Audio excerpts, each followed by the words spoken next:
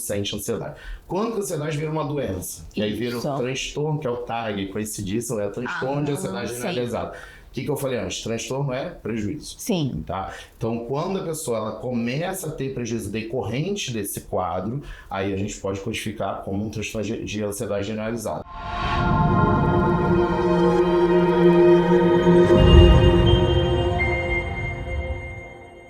Olá! O nosso bate-papo de hoje vai ser sobre as repercussões na saúde mental e transtorno de humor nas mulheres 40+. Afinal, a depressão é a doença do século.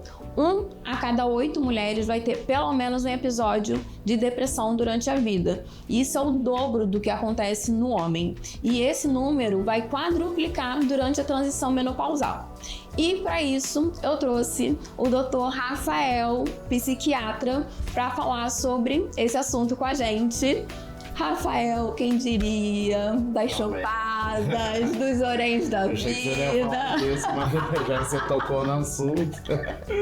Rafael, psiquiatra, muito obrigada. Obrigado por ter vindo. Tenho certeza que vai ser muito bom a gente falar sobre esse assunto. Com certeza. É um assunto que é a nossa prática, né? Eu tava até, quando você me fez o convite, o meu prontuário eletrônico, ele permite que a gente veja a porcentagem. Quanto de mulher, quanto de homem que a gente atende e um pouco de faixa etária também. E eu notei que, desde que eu comecei a minha trajetória, já há 7, 8 anos na psiquiatria, 60% dos meus pacientes são mulheres. Eu até achei pouco, porque eu acho que depois da pandemia mudou um pouco. Geralmente era 70%, 80% mulheres, e aí pós-pandemia um homem começou a procurar também. E essa faixa etária meio de 30, 50 anos, 60 anos, a partir dos 30, eu atendo muita mulher com essas demandas. Eu acho que é um tema de suma importância. Eu agradeço muito você ter me convidado e confiado no meu trabalho, que a gente compartilha pacientes também. Sim, então você já conhece o trabalho do outro. Ele se conhece há muitos anos. Eu agradeço muito o seu convite. Ai, vai ser ótimo, com certeza. E é exatamente isso. A partir dos 35 anos, 40 anos, então, vai acontecer a transição menopausal. E a gente sabe que a partir dessa época a gente já começa a ter vários sintomas e também sintomas neuropsiquiátricos. E eu percebo muito que isso vai depender ali. Na mulher, por exemplo, na transição menopausal, eu percebo mais uma irritabilidade, mais uma ansiedade. Na mulher, já com uma menopausa mais estabelecida, eu já percebo mais uma apatia, até porque tem a questão dos filhos que saíram de casa, aquela síndrome do ninho vazio. Então, como que essa mulher chega para você? Quais são os sintomas que elas referem? Você realmente percebe essa diferença? Eu acho que é muito interessante essa sua visão, porque, de fato, a mulher iniciando ali o climatério, 40 e poucos anos, ela vem muito ansiosa, né? Eu acho que a palavra é ansiedade, né? Então, independente se tem um transtorno ou não, ela chega extremamente ansiosa, com suas demandas, aí começa aquela sintomatologia, fogacho, a memória não fica legal, e isso gera uma grande ansiedade, porque é um período de transformação no corpo dela. Então ela chega com essa gama de sinais e sintomas em sofrimento, e a gente tem que, né, acolher, obviamente, em conjunto com a ginecologia, né, fazer essa ponte, mas é a principal demanda desse início. E, como você falou, a mulher já com a menopausa estabelecida já há alguns anos, ela tende, como você falou, uma apatia, isso me remete mais a uma depressão. Uma depressão, né? Aquela coisa que você falou, realmente, os filhos, ou separou, começa a falecer gente da família, começa aquele medo do amanhã, medo de como vai ser, se a família vai cuidar, se vai ter alguma doença, alguma coisa, e realmente isso tende, né, a abrir um quadro de depressão. E vejo muito, né, às vezes a mulher ela não teve nenhum quadro psiquiátrico durante a vida, e quando entra na menopausa, no climatério, ela manifesta esses sintomas, seja ansiedade, depressão, e a gente tem que abordar não só a psiquiatria, mas na endócrina, na ginecologia, com reposição, o que tiver que ser feito. Exatamente. E normalmente, como que essa mulher chega pra você? Ela chega porque alguém falou que ela precisava, ela mesmo chegou à conclusão, alguém encaminhou, por exemplo, um endócrino, um ginecologista, porque a gente sabe que existe muito preconceito, infelizmente, né? Ainda existe muito preconceito com a psiquiatria. Então, como que essa mulher chega até você? Então, a gente tem os dois cenários, né? Antes da pandemia e pós-pandemia. Antes da pandemia, realmente, a gente estava até conversando antes, as pessoas iam em todas as especialidades, até alguém virar, não, será que você não tem que ir no psiquiatra? Pós-pandemia, eu acho que a coisa ficou um pouco mais, assim, as pessoas começaram a aceitar mais, né, essa necessidade. E as pessoas associam muito a psiquiatria ter que tomar remédio, aí Rivotril, calmante. E não, às vezes quantos pacientes não vêm no meu consultório, não, você não tem necessidade química. É uma terapia, é uma atividade física, é uma medida geral. O que eu noto é que a mulher, ela sempre teve facilidade para procurar ajuda. Isso em todas as áreas, né? É sabido que a mulher se cuida mais que o homem, né? Então, a mulher faz mais exame, a mulher vai no ginecologista, né? Na ginecologista todo ano, a cada 6 meses, faz exames de rotina. O homem, ele já é um pouquinho mais displicente com a saúde. Então, essa mulher, eu não vejo tanta diferença, ou as pessoas encaminhando, ela chega, ela começa com sintomas, ela vai procurar ajuda, ela não tem essa dificuldade como homem ou como outras idades. Então, a mulher 40 mais, ela sempre, na minha prática clínica, ela procurou por livre e espontânea vontade mesmo. Dificilmente já tem que alguém indicar. Mas, claro, tem as indicações, tem as pessoas que têm resistência, vem muita gente de endócrino, vem muita gente de ginecologia, mas a mulher, ela tem uma tendência a buscar mais a sua saúde. E uma outra coisa muito importante que eu vejo muito na prática clínica, e isso está em todos os consensos, em todos os livros, é o aumento, né, da incidência de quando a mulher não trata a menopausa, né? Quando a paciente não faz a reposição hormonal, a incidência de Alzheimer, depressão, tanto o início de uma depressão quanto a recaída, a recorrência de uma depressão, de uma mania, de uma psicose, de Alzheimer. Então, é muito importante a mulher que pode, né, fazer a reposição hormonal, iniciar a reposição hormonal o quanto antes. Porque a reposição hormonal não é somente você, não, quero repor porque eu quero ficar bonita, quero ficar gostosa. E muitas pessoas acham isso, né? Que a reposição hormonal é só pra isso. Quero ficar bonita, quero ficar gostosa e pronto. E não é isso. A reposição hormonal é para proteger todos os nossos órgãos, inclusive os nossos neurônios, o nosso cérebro, né? E você nota isso no seu consultório, que as pacientes, assim, mais velhas, que não fizeram reposição hormonal, que elas tendem mais a uma recorrência de uma depressão, que elas tendem mais diagnóstico de Alzheimer. Você percebe isso na sua prática? Isso parece haver aí um nexo causal, né? De fato, quando a gente recebe uma mulher que não faz reposição, ela tende mais sim a depressão, quadros demenciais. Não estou aqui querendo dizer que uma coisa está levando a outra, né? Uma análise muito mais, né, científica. Sim. Mas assim, o que eu estou trazendo é a minha visão, né? Essa mulher que não faz, que não procura, e geralmente eu recomendo, né? Então ela abriu ali um quadro, que eu suspeito de o início de um quadro demencial, ela abriu um quadro depressivo. Primeiro eu faço toda essa avaliação neurológica, que não me cabe muito, mas eu sempre faço, porque uma pessoa que nunca teve uma depressão, ela abriu um quadro na menopausa, ou homem na andropausa, a gente tem que fazer uma investigação se não é o início de um quadro demencial, se não é uma questão hormonal. Então, de fato, a gente vê isso e vê que essa mulher, pelo menos uma observação minha pessoal, que não faz uma reposição, que não faz qualquer tipo de reposição hormonal, ela tem mais uma tendência a quadros depressivos, principalmente. Ótimo. Então, mulheres, por favor, se você pode fazer reposição hormonal, faça. Se você não tem contraindicação, faça. E se você tem medo de fazer, você estude. Você procure algum médico que saiba realmente o que está fazendo, que te mostre o livro ali, ó. Aqui, as contraindicações de reposição hormonal são essas. Pessoas que podem fazer reposição hormonal são essas. Então, procurem médicos sérios que sabem realmente o que estão fazendo. Tá, tem, né, desculpa exportável, essa questão do mito, né, da reposição. Sim. Que leva a câncer, leva a isso. Também não vou entrar nesse mérito, essa discussão não é minha, Sim. Mas é uma coisa que realmente eu vejo mulheres que tinham total e plena possibilidade, nenhuma contraindicação, e por causa desse inconsciente coletivo, desse mito da reposição, acaba não fazendo. E assim, a população mudou. Eu fico pensando, minha avó com 50 anos, ela era uma senhorinha já com seus muitos netos, né? Hoje com 50 anos ela trabalha, ela sai, ela namora, ela viaja. Tá super ativa, ela quer ter a sua relação sexual. E por que, né, ela tem que estar fadada? Chegou ali o climatério, né? Aí começa a virar avó, né? Não, se ela quer ser ativa, se ela tem essa oportunidade e essa possibilidade de bons médicos para poder orientar e fazer isso com responsabilidade.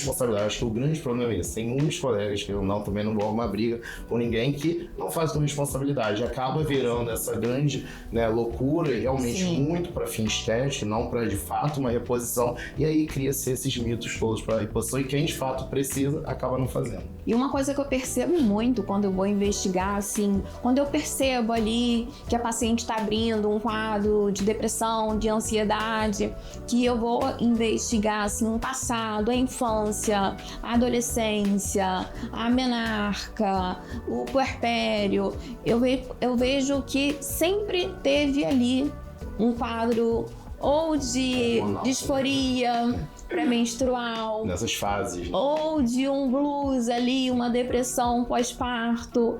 E, infelizmente, antigamente as pessoas não davam importância para essas coisas, né? Então, muitas vezes, essas doenças neuropsiquiátricas que não foram tratadas lá no passado, elas podem estar agora tendo uma recorrência numa... Pior, né? Exatamente. De oscilação hormonal muito intensa. Então, os ginecologistas, eles precisam prestar muito atenção, né? Nessas mulheres, nessas fases hormonais, porque qualquer fase de oscilação hormonal da mulher é uma fase que está aberta a... Abertura de quadros. Exatamente. A psiquiatria isso é muito bem visto. Sim. Transtorno disfórico pré-menstrual. Sim. TPM, né? Isso é tratável. Né? E isso tem uma repercussão muito negativa na vida da mulher, porque ela deprime, né, no período, ela fica muito irritada, ela fica muito emotiva. E a gente tá falando do basal, a gente tá falando que o transtorno de forma muito grande, é uma coisa que tem uma repercussão extremamente negativa na vida, nos relacionamentos, com os filhos. Então, é uma coisa que precisa ser olhada e, geralmente, essa mulher que teve muito transtorno disfórico, ou como você falou, a questão do pós-parto, é uma mulher que tem grandes tendências a abrir durante a menopausa um grande quadro, né? Ela ficou ali no pródromo, ela ficou ali nadando, chegou a menopausa, abre o grande quadro. Abre o grande quadro, exatamente. Então, a gente precisa muito ficar atento a essas pacientes. E queria falar um pouquinho sobre a importância do estradiol no cérebro. Porque o estradiol, né, quando tem uma redução do estradiol, há uma redução de 30% de energia, né? Porque o estradiol, ele meio que gera glicose ali para os neurônios, né? Então, uma queixa muito importante das mulheres é aquela névoa mental, aquela cabeça que fica meio atordoada, que esquece, né? Muito esquecimento, a famosa névoa mental mesmo, né? E é lógico que, além da gente pesquisar a redução hormonal, a gente tem que pesquisar outras coisas também, né? Os micronutrientes, ferro, vitamina B12. E lá no Instituto vocês trabalham muito dessa forma integrativa também, né? Então, como que você costuma trabalhar essa névoa mental? Você vê essa importância do estrogênio, você vê a importância dos micronutrientes também, você sempre dosa, como que você faz? Sempre. Eu acho que quando as pessoas vão e até os pacientes, chega no psiquiatra, acho que a gente só vai conversar e vai falar das dores. E seu exame de sangue, qual foi o último? Exame? Era pra trazer? Isso é muito comum. Era pra trazer exame? Sim, era pra trazer. Aqui é médico, né? Eu sou médico, eu vou olhar seu corpo como um todo. Eu não vou ver um flash, né? Uma parte de você, eu vou ver você como um todo. Isso é de fundamental importância. E quando os pacientes que de fato estão abrindo algum quadro, a gente fala depressão que é o mais comum, né? Depressão, ansiedade. E aí acaba ficando. Então, assim, abre quadro de depressão, a gente tem que dosar vitamina D, tireoide. Nossa, o hipotireoidismo. A gente tá aqui falando, a gente dorme, é hormônio. Tudo é hormônio, né? A grande orquestra, o grande combustível da nossa vida é hormônio. Então, quando a gente tem alguma alteração, o hipotireoidismo, quando a gente tem alteração de vitamina D, é o que eu digo, não leva diretamente ao quadro, mas piora a sintomatologia. Então, a minha prática, né, e a prática lá no Instituto de Saúde é essa forma integrativa mesmo. Eu mesmo já peço exames, quando eu vejo que é uma coisa que eu não posso ali estar repondo, foge um pouco da minha área, eu encaminho para gineco, encaminho para endócrino, e a gente vai trabalhando junto. Eu acho que quando a gente coloca, né, e ver esse paciente como um todo, a gente tem um sucesso terapêutico muito grande. Eu trabalho com psicólogos, né, eu digo que com nutricionista também. Na nossa consulta a gente faz pesagem, né, da paciente, porque a gente tem que acompanhar como é que tá a massa magra. Há uma perda, isso eu vejo nas bioimpedâncias, uma perda muito grande de massa magra, né, nessa mulher acima de 40 anos. E eu sempre estimulo, que eu falo que saúde mental não é só remédio, né? A gente tem uma gama de coisas que a gente tem que fazer para ficar bem. Então é a atividade física, é a terapia, a meditação quando necessário, nem sempre é. Então a gente fazendo esse combo, a gente vê um sucesso terapêutico muito bom e sempre levando para bons colegas que conseguem ter o entendimento de fazer uma reposição, de fazer uma coisa que de fato vai ajudar essa paciente. Eu já peguei uma paciente uma vez com TSH de 40. Uau! Com TSH de 40, não. Super tranquilo, paciente totalmente apática, mas achando que tava tudo normal. E na nossa praia, a gente não pode esquecer que a gente, antes de ter especialidade, tinha médico. Exatamente. Então, se a gente esquece que a gente é médico, a gente não olha o todo, seria mais fácil, né? Vamos lá, vamos fazer preventivo, mas não é o mais fácil. A gente tem que entender esse paciente, essas dores, entender que aquele sintoma, ele não é só, talvez, psíquico, né? Não é só um transtorno mental. Pode ser uma coisa orgânica também, como já vi. Já vou fazer um parênteses aqui, uma vez eu peguei uma paciente, ela já até infelizmente já faleceu, e ela estava assim com lapsos de memória.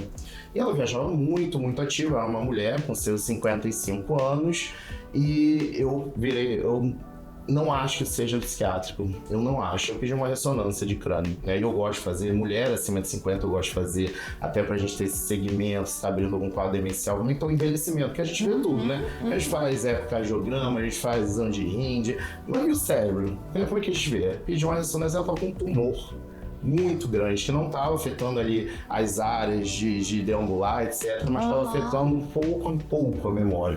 E ela operou em urgência, assim que ela fez o exame, ela foi para cirurgia, ela operou, ficou bem no tempo, mas infelizmente vai falecer. Então é esse olhar que a gente tem que ter. Justamente, às vezes é um sintoma que a pessoa está achando que é uma coisa, que não era psiquiátrico, era neurológico. Né? A mesma coisa essa paciente, uma demanda endocrinológica que você, numa consulta às vezes de rotina, você viu um TSH de 40 aí. Tem que olhar. Tem que ter um olhar pro corpo todo, com certeza. E como você falou de atividade física, né? E atividade física realmente tem uma perda de massa magra muito importante. E a atividade física é aquele boletim ali que você tem que pagar. Com certeza. Todos os meses. Todos os meses, não tem como deixar de pagar, porque senão os juros é alto pra caramba. E agora, né? Sim, a gente tem que escolher agora como a gente quer envelhecer. Exatamente. Esse é o momento. Então é um saco, desculpa. Saco, eu odeio. Eu vou 4 vezes na semana, porque eu quero envelhecer bem, eu quero levantar da cama. É pouca coisa. Manter a massa muscular. Ter uma massa muscular, além de todos os benefícios, se eu for pontuar aqui, principalmente para a saúde mental, atividade física, melhora a parte cognitiva, melhora o ânimo, melhora a qualidade de sono, melhora o humor. Assim, eu digo falo pro meu paciente, quanto mais atividade, menos remédio. Já cansei de ver paciente meu que tá 5 anos tomando bom remédio, indo em bom psicólogo, não faz atividade. Do nada, e eu pedindo. Clica, a pessoa começa a fazer, começa a dar alta, começa a fazer desmame. Então, essa proteção muscular que essa mulher, né, acima de 40, ela começa a perder, é isso que quando ela tiver 60, ela cair, ela não tem músculo, vai fraturar um ferro, vai morrer, vai... Né? Exatamente. O músculo ele protege o osso, ele protege todas as nossas estruturas e ele acelera o metabolismo, né? Então é muito importante que a gente tenha isso alinhado com os nossos pacientes. Tem que fazer, comigo é negociado, tem que fazer. E aí mas eu faço uma dança, legal, mas faz um pouquinho de musculação. Um pouquinho de musculação. 2 dias na semana. Exatamente. Um treino completo, pode fazer sua atividade, seu spinning, mas a musculação tem que ter. Comigo é negociável também. Eu sou chato com isso. Porque quando você faz atividade física, você libera miocinas, né? Sim. E essas miocinas são anti-inflamatórias. Total. São antioxidantes, principalmente a irisina. Então, a gente precisa orientar essa mulher, não só que, você vai fazer atividade física pra você ficar musculosa. Ah, não, mas eu não quero ir porque na academia só tem aquelas mulheres gostosonas com shortinho, com não sei... Você não tá competindo com ninguém. Eu falo, ninguém tá nem preocupado com você. Você não está competindo com ninguém. Faz a sua parte. Só faz a sua parte, ninguém tá te olhando. Você só tá lá pra poder viver. Porque se você não for, você não vai ter músculo pra fazer absolutamente nada. Se você não quiser também, vai. Exatamente. Vai embora. Porque eu sou assim, eu não vou nem de revezar a parede, eu boto meu fone. Eu entro, mudo, sai calado. Eu sou dessas também. Amizade, academia, jamais. Eu sou dessas também. Só, e eu explico isso. É bom eu ser assim, e talvez você também, que eles passem isso pro paciente. Porque o paciente, ele vê aquela coisa... Eu digo, isso é negociável, e assim, a gente escolhe as coisas quando a gente é criança, né? Sim. Ah, não quero, não quer nada, vai fazer, pronto e acabou. E assim eu gosto dos pacientes, uns ficam meio bravos, tem que fazer. Inegociável, como você falou, tem jeito. É isso. Me diz uma coisa, a gente falou aqui sobre diversos diagnósticos, diversos sintomas, mas a gente vai estar passando, né, esse bate-papo aqui para pessoas leigas, né? Então eu queria que você falasse um pouquinho, de forma leiga, né, sobre alguns diagnósticos, né? Por exemplo, depressão. Hoje é difícil alguém ser leigo com a rede social, né? TikTok, né? Não, pelo amor de Deus. Mas assim, de fato, a gente não, nem sempre está buscando a informação onde se há o conhecimento. Exatamente. Então, e tá na moda, né? TDAH, vários, nossa, pô, às vezes eu tô lá, vários vídeos de TDAH, é muito interessante, é bom, não tô, né? Mas, obviamente, se eu falar por pessoas que veem isso na prática, é interessante a gente ter esse norte. A depressão, ela é uma doença, né? Eu falo doença, eu falo, porque, transtorno é doença, porque quando a gente leva a nível de doença que de fato a pessoa entende que precisa tratar. Né? Porque quando a gente fala, não, isso aí é um luto, não, é doença, é um transtorno mental, ela é multifatorial, né? A depressão, ela tem aspectos químicos, né? A neuroquímica cerebral, tem aspectos psicológicos, tem aspectos ambientais, e assim como ela é multifatorial, o tratamento também é multi, né? Então, a pessoa, quando ela abre um quadro de depressão, ela tem uma gama de sinais e sintomas e tem várias, né? As pessoas acham que o deprimido é aquela pessoa que não sai de casa e não toma banho. Não, tem o deprimido que é irritado. As pessoas não sabem como é comum o humor irritado na depressão, porque a pessoa acha que é só o melancólico, é o triste, é o deprimido. Não, é aquela pessoa pavio curto, que qualquer coisa irrita, ela já tá de saco cheio das coisas, o marido vai falar uma coisa, a esposa vai falar uma coisa, já dá uma patada. Isso é um humor de depressão também. Então, altera o humor, altera o ânimo, né? Uma das coisas que mais pega pra pessoa deprimida é a questão do ânimo. A pessoa começa a perder prazer em fazer as coisas que ela gostava, ela não tem energia. Às vezes ela até quer. O paciente fala, eu até queria ir na academia, eu até queria trabalhar, até queria cuidar do meu filho, mas não tem forças. Então isso é muito comum. Dependendo do humor, isso sempre vai estar presente. Tem alterações de sono, insônia, hipersonia, tem alterações cognitivas. Quantas pessoas chegam, doutor, eu tenho TDAH, tenho certeza. Eu vou lá, não faço toda a avaliação, não, você não tem TDAH, você está deprimido. Trata, a pessoa volta para a parte cognitiva muito bem. É inclusive critério diagnóstico, alteração de parte cognitiva em depressão, ansiedade, transtorno bipolar, em todos os transtornos. Então é muito comum essa pessoa achar que tem alguma coisa, ou que está com Alzheimer quando tem mais idade, e na verdade está deprimido. Então essa gama de sinais e sintomas, a gente faz abordagem psicoterápica, atividade física, né? Isso sempre é organização da rotina, rede de apoio, né? A pessoa faz um bom tratamento, vai num bom psicólogo, chega em casa, briga com o marido, dá uma confusão, não tendo rede de apoio, o marido não aceita, ele faz, como tem isso? Essa mulher sofre, né? As mulheres sofrem. Eu já tive paciente que o marido, depois de ir na consulta, pegou os remédios, jogou no vaso e deu descarga, que eu não queria ver ela tratando. Então, assim, a mulher só é um abuso muito grande, realmente é muito feio e grave isso. Então, de fato, a depressão ela se resume basicamente nisso, né? É uma doença que tem multifatores e múltiplos sintomas também. Quando eu falo, Fê, transtorno é o quê? Prejuízo. A gente fala transtorno depressivo maior. Transtorno é prejuízo. Você tem um prejuízo na sua vida, relacionamento, funcional, trabalho, escola. Aí a gente está falando que existe um transtorno. Psicose. Eu acredito que a psicose está falando é do filme, não, né? Você não tá falando de quadro psicótico, talvez, né? O quadro psicótico, isso é um dado interessante. As pessoas acham que manifestação psicótica é apenas no esquizofrênico. né? A pessoa que tem delírio, ouve voz, alucinação, não, quase todo quadro de psiquiatria pode ter quadro psicótico. Então, e aí fala-se do surto, né, psicótico, mas também da psicose como sintomas, delírios e alucinações, que no esquizofrênico são sintomas positivos. Bipolar tipo 1 pode abrir quadro psicótico, delírio perceptório, de referência. O toque é um dos quadros mais difíceis, na minha concepção da psiquiatria, que a gente acha também.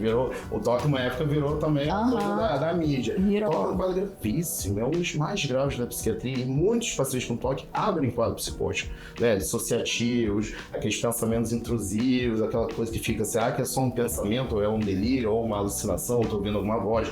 O deprimido, né? Existe depressão, inclusive, codificada pelo CID, que é a depressão com sintomas psicóticos. Então, a psicose é justamente essa alteração, né, a nível cerebral que gera essa sintomatologia grave. Tem que ser abordada, tem que ser tratada. Quando é um surto, internação, isso tem que ser, obviamente, pensado, e sempre vai ter que abordar. Ninguém sai de um quadro... A pessoa pode até sair de um quadro depressivo leve, né, mudando a vida, o quadro se continua. Tem que ser abordado. Tem que ser abordado. Não tem jeito.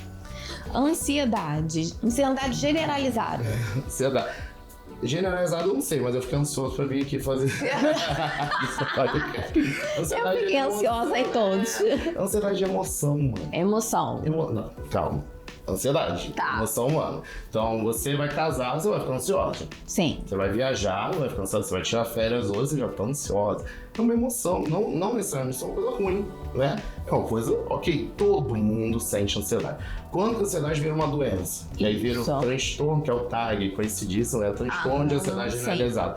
O que eu falei antes? Transtorno é prejuízo. Sim. Tá? Então, quando a pessoa ela começa a ter prejuízo decorrente desse quadro, aí a gente pode codificar como um transtorno de ansiedade generalizada. E como que é isso? Preocupações em excesso, aquela pessoa que tá o tempo inteiro pensando, começa a alterar sono, que ela fica horas ali na cabeça dela pensando o que ela tem que fazer, dia a dia, futuro. É uma pessoa muito projetiva às vezes, então a ansiedade antecipatória é clássica, né, que é a mais comum. É a pessoa que sofre por antecipação. Sim. Nem acontece. E geralmente esse sofrimento é sofrimento mesmo, é uma antecipação catastrófica. Ai, vai acontecer, é ruína, vai morrer todo mundo, é uma coisa bem catastrófica. E por vezes o ansioso também ele é um ansioso ruminativo. Acaba, putz, se eu tivesse feito, se eu tivesse falado, se eu tivesse feito outra área de formação, se eu tivesse escolhido outro marido, outra esposa. Então o ansioso ele vive no amanhã, no ontem, mas não vive no hoje. Ele se desconecta dele mesmo. É um sofrimento psíquico muito grande, e quando isso atinge níveis de extrema ansiedade, ele pode ter sintomatologia física, que aí é a crise de ansiedade, que se diz, a crise de pânico, taquicardia, falta de ar, sintomas gastrointestinais, tem gente que tem parestesia. E cada vez mais a gente vê nas emergências. Emergência, eu lembro desde a época que eu trabalhava em emergência, eu acho que eu quis fazer psiquiatria trabalhando na emergência. Porque o que eu vi? Eu vi muitas pessoas chegando com crise de ansiedade. Sim. E você sabe, a equipe fica menosprezando. Bobeirinha. E acaba sendo sofrimento. Gente, é muito ruim, é uma sensação de infarto. E aí vinha a enfermagem, os colegas médicos, viram, isso é frescura, isso é falta de namorado, isso é falta... E não, e eu comecei a acolher essas pessoas na emergência. Eu falei, gente, ninguém tá tratando essas pessoas. Ninguém tá tendo esse olhar para essas pessoas. Assim como tentativa de suicídio, coisas mais graves ainda, tiram uma ambiência de emergência as pessoas, a equipe, infelizmente, acaba menosprezando e poucos têm esse cuidado. Então, assim, você procurar um hospital, ninguém quer ir pro hospital. Ninguém quer ir. Você tá numa extrema crise, num extremo desespero, digamos, descarga adrenérgica, então eles são sintomas de adrenalina. Sim. É taquicardia, dispneia, é suador, sudorese, sintomas gastrointestinais físicos, que de fato parece um infarto. Que de fato parece um AVC quando tem, né, a parestesia. Então, isso causa um sofrimento muito grande. Essa pessoa, ela para de trabalhar, essa pessoa, ela para de sair às vezes, aí começa a abrir o pânico, começa a abrir uma coisa muito maior. Eu, tipo assim, ficou 10 anos sem sair da porta de casa. Sem sair da porta de casa. E hoje com a consulta online, a gente entra na casa das pessoas, não precisa nem da consulta, né? Então eu já tive esse tipo de paciente, como que é duro você ter um transtorno que ele te impede de viver. Que é isso, é sair, eu vou no mercado, na padaria. Com toda certeza. É um transtorno bem complicado. E é o mal do céu. As pessoas falam depressão, eu voto na ansiedade. Você vota na ansiedade? Não, a depressão é triste, né? Mas a ansiedade tá num bom aí muito grande. A ansiedade, ela Você vê, né? Sim, pois é, porque eu ainda atendo em emergência, né? Emergência obstétrica. Mas eu ainda vejo muitas gestantes chegando com crise de ansiedade. Eles têm um arsenal muito restrito, né? Vem muita gestante com crise de ansiedade. Você tratar uma gestante em todos os aspectos, né? Muito, bem complicado. muito difícil. Não passa o perrengue ali, né? Mas eu não deixo passar batido, não. A gente já sai com tratamento. Não é difícil, às vezes. Chega numa ambiência, eu sei, que é emergência. Cara, você acolher aquela pessoa, você virar, respira. Respira, vamos respirar junto. É uma mão, é um acalento. Às vezes é isso. Tira isso melhor do que com remédio. Sim. Você acolhe, você ouve aquela pessoa, o que está acontecendo? E muitas vezes o que ela precisa é isso. Só isso. Né? É então, alguém que ouça. Esse é o problema. Dê uma orientação, vamos procurar um psiquiatra, vamos procurar um psicólogo, vamos conversar com sua família, chama marido. Eu vivo chamando parente. Eu chamo parente direto, porque eu gosto de ver essa rede de apoio, sabe? Eu acho que a pessoa que está em sofrimento psíquico, ela precisa ser acolhida. Sim. E às vezes ela não tem acolhimento onde ela deveria ter, que é na família. Ela vai ter com psicólogo, psiquiatra, mas ela não tem com os amigos, mas não tem na família. Eu chamo esses familiares, eu chamo marido, eu chamo pai, eu chamo mãe, eu chamo filha, que você tem que ver que isso está acontecendo. Já vi mães que filhas tinham o cutting, né? Se cortavam por meses e a mãe via. Nunca tinha visto. Então eu tinha que chamar. Você já viu o braço da sua filha? Ah, não, como mostrava aquelas marcas de cutting. Então é triste como que nessa celular, nessa correria da vida, as pessoas não estão se olhando. Perdem, né? As pessoas não estão se vendo. A mãe não vê uma filha, a esposa não vê o marido não vê o filho. Então, assim, as pessoas têm que começar a se enxergar mais, porque a sociedade está adoecendo muito. É preocupante, né? Eu sei que é a minha área, é bom para os negócios, eu acho horrível isso, é péssimo isso, mas eu falo, é a área do momento. Eu faço A psiquiatria está sendo buscada na minha época, ninguém queria fazer, as pessoas tinham medo, né? Hoje eu tô quase fazendo. Porque de fato, as pessoas estão, a sociedade está adoecendo, né? Tecnologia, eu atribuo muito isso, eu acho que a tecnologia, ela ajuda muita coisa, mas as pessoas usando de forma errada acaba atrapalhando. Então, eu tô desconcentrado, aí tu vê tempo de uso no Instagram. 15 horas num dia. Porque dá pra ver. Dá pra ver. 12 horas, tá desconcentrado? Não, na verdade você tá concentrado na coisa errada. E aí fica com a memória ruim, não tem laço, não cria vínculo, né? É bem complicado, acho que é um mal do século. Exatamente. Uma coisa, falar sobre a progesterona antes de vir a pergunta bomba. Meu Deus, é complicado. Progesterona. A gente sabe que a principal função da progesterona sempre foi, né, desde os primórdios, sempre foi a proteção endometrial. Reposição hormonal, fez estradiol, tem que fazer progesterona na mulher que tem útero para proteger o endométrio. Porém, a gente sabe de todos os benefícios da progesterona na função da saúde cerebral. Enfim, há uma briga aí dos médicos conservadores, integrativos, que eu não quero estar no meio dessa briga, não quero saber. Não me bota nessa também que eu tô Não quero saber, não me considero nem conservador, nem integrativa. Eu considero a saúde da paciente, é isso que eu faço. Exatamente. Mas eu queria saber de você, como especialista, se você vê benefícios da progesterona na saúde mental, na saúde cerebral. Eu vou falar de uma forma de observação mesmo. Sim. Né? Porque também foge um pouco da minha área, mas é o que eu vejo no dia a dia. Também não quero entrar em briga nenhuma, a minha área já tem as suas brigas. Já tem todas seus conflitos, né? Mas eu vejo, né, observando que a mulher que faz a reposição, primeiro, eu vejo uma ação principalmente na ansiedade.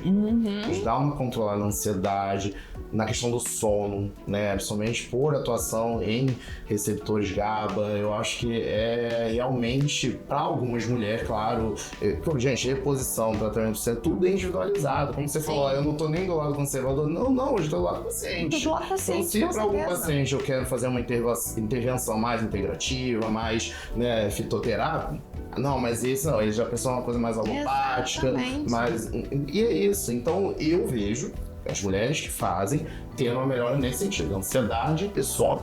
Então agora chegou a hora da pergunta bomba. Bom, cara, vamos embora. Rafa, eu vejo que você trabalha com canabidiol, né? Eu não fiz a especialidade em canabidiol. Inclusive, isso é muito interessante porque eu tive uma paciente outro dia que falou: mas você não trabalha. Por quê? Não é qualquer um que pode prescrever? Falei: não, existe uma especialização, né? Para prescrever de forma correta. E eu não fiz a especialização, mas eu vejo ótimos resultados nas minhas pacientes que fazem uso de canabidiol para os sintomas do climatério e menopausa. Ajuda pra caramba também. Mas eu não entendo absolutamente nada. Então eu queria que você explicasse um pouquinho pra gente aqui.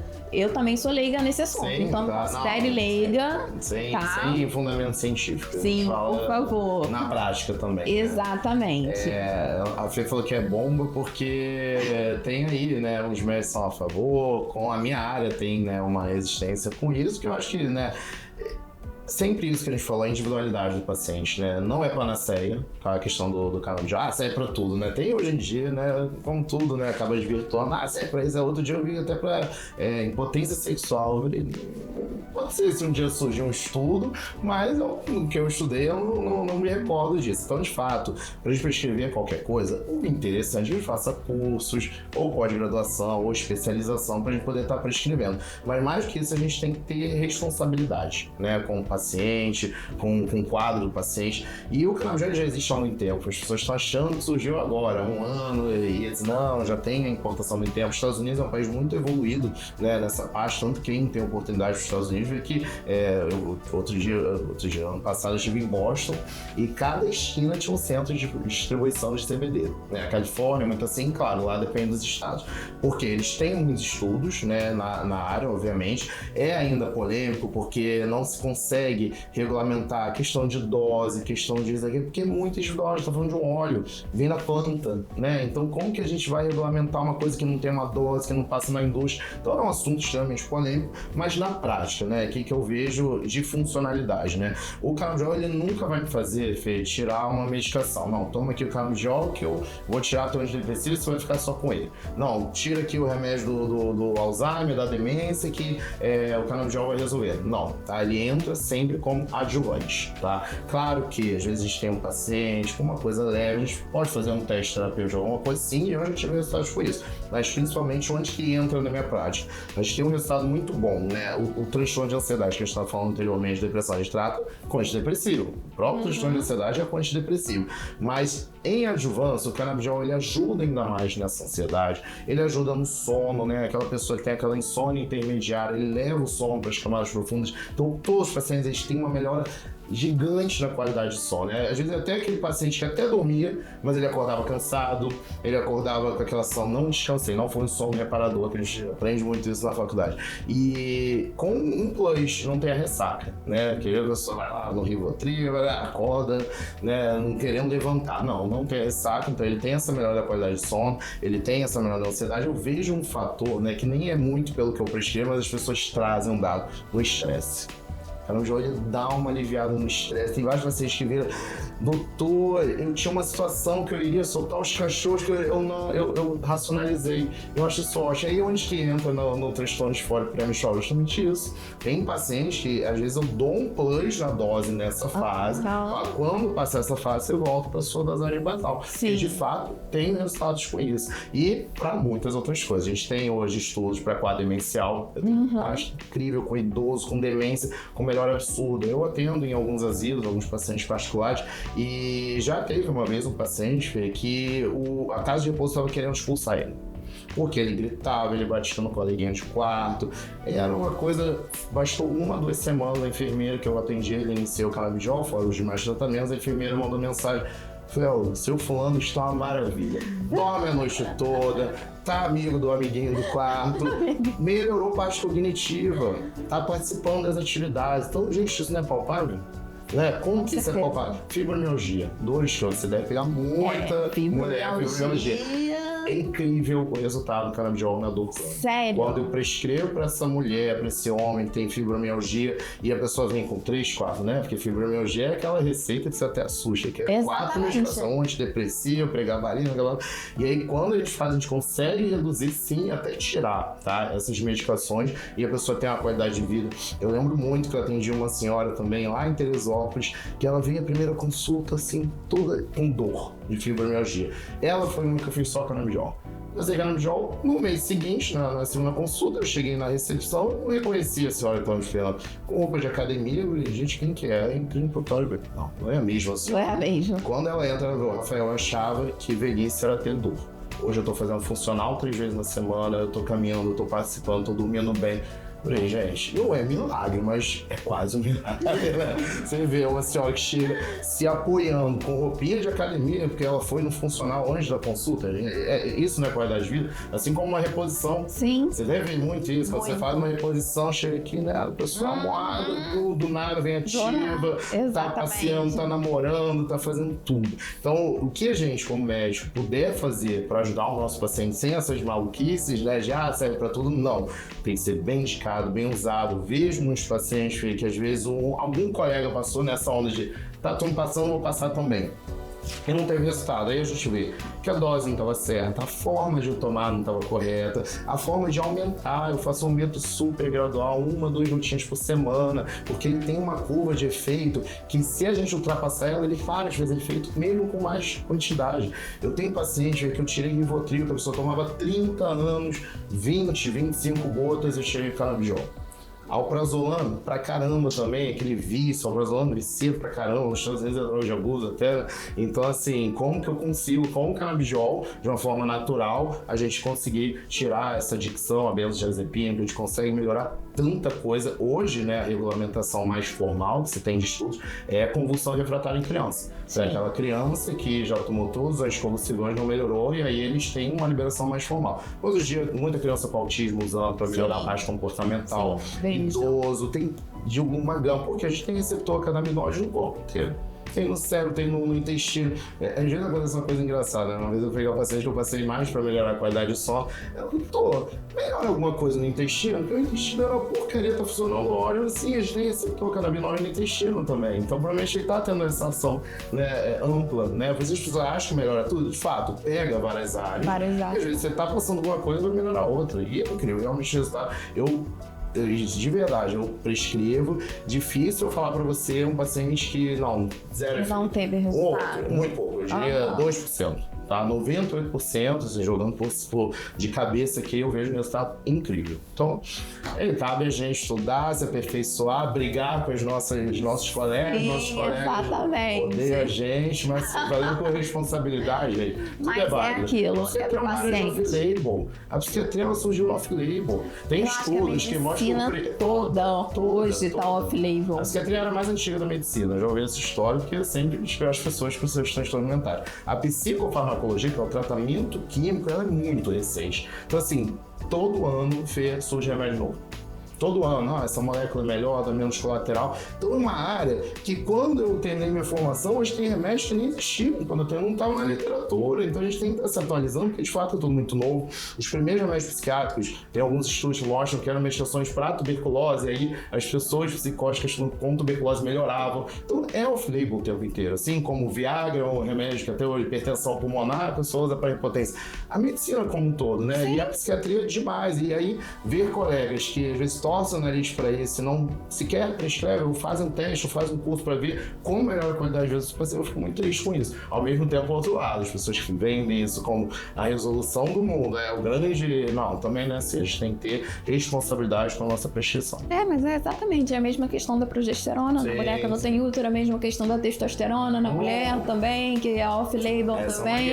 Então é isso. Tem questão de prescrição off-label na medicina inteira. Mas é aquilo, a gente pensa na paciente, faz com responsabilidade e pronto. E o nosso objetivo como médico é aliviar dores. E eu falo, Fê, que na minha área ninguém vem bem. Ninguém vai no psiquiatra porque tá bem. Pode ter depois, segunda, terceira consulta, eles ficam bem.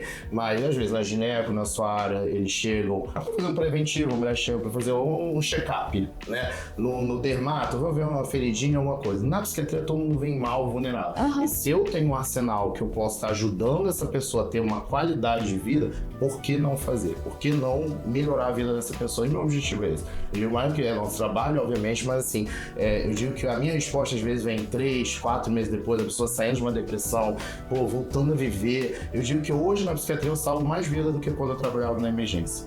Que eu fazia uma massagem cardíaca, hoje eu salvo muito mais, salvo vida das pessoas e de suas famílias. Isso é muito gratificante pra mim. Não, a psiquiatria hoje é uma das áreas mais importantes, com toda certeza, ainda mais depois da pandemia. Agora é maravilhoso. Rafa, muito obrigada. Eu amei muito. Nossa, bate-papo.